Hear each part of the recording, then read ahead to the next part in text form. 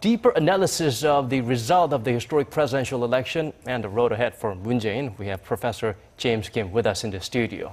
Thank you so much for making time for us at this very difficult and demanding hour. Well, thank you for having me, and it's always great to have a great company. So it's Likewise. Not a problem at all. Appreciate it. Thank you. Well, first question I have for you is that Moon Jae-in, of course, will be under greater scrutiny and more vulnerable than ever to various types of attacks now that the previous administration has been very much scrutinized and criticized and earned the distrust of the public.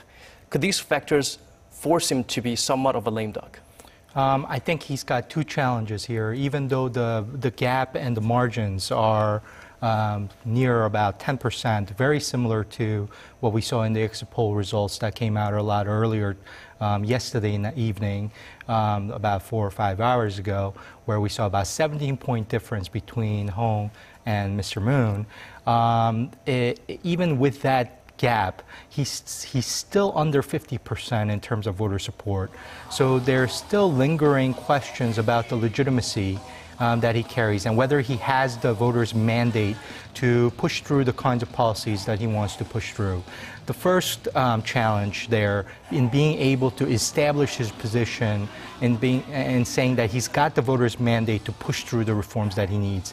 The second challenge he has is on the domestic politics front, and it's institutional. The National Assembly that he will be working with in order to implement these reforms are largely the same National Assembly that President Park has had to work with, where she was unsuccessful in getting the necessary reforms through that she needed.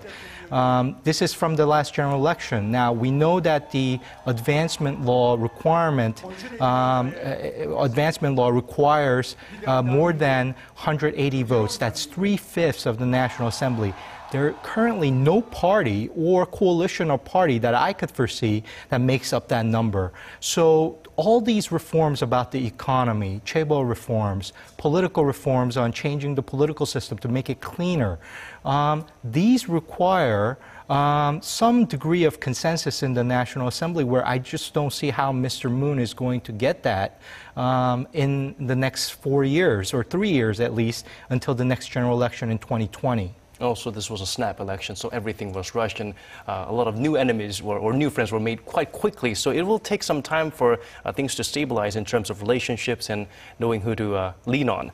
Next question, James, is that we have roughly 2 months transition period at transition committee, but this time it doesn't apply. So will it work for or against Moon Jae-in's administration? I personally think that that transition period doesn't really make a whole lot of difference. If anything, it actually adds a lot of confusion about the next administration's policies, because a lot of rumors float around about who the potential minister is going to be or the prime minister is going to be, and these supposedly are sending important signals about the next administration's policies.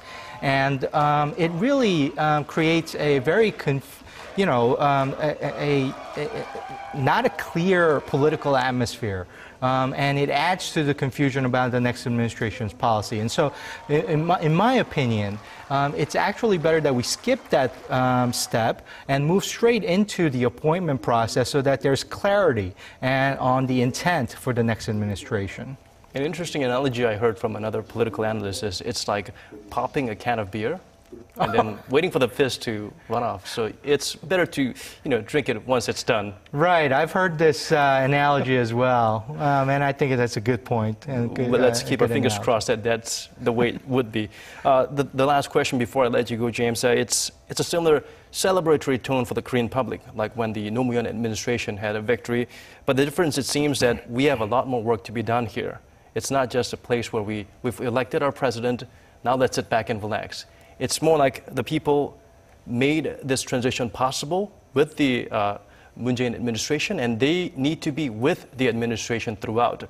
Do you see a lot of responsibilities and burden on the Korean public from here on? I believe so. I think the voters are completely enfranchised about this election.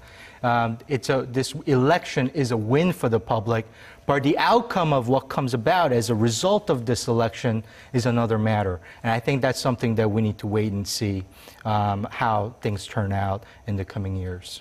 Right, so far so good. And of course, we talked about constitutional amendment, but it's the constitution we've had that enable the public and the Moon administration or Moon Jae-in's camp to get to this point. So it will also be interesting to see how they work towards amendment or perhaps a different type of interpretation of the existing constitution from here on. Yeah, I think it's a challenge. It's an interesting idea. Every administration has toyed with this idea, but they've not succeeded in implementing these reforms. So again, huge challenges on the domestic front with the assembly being split as it is. How is he going to overcome that challenge?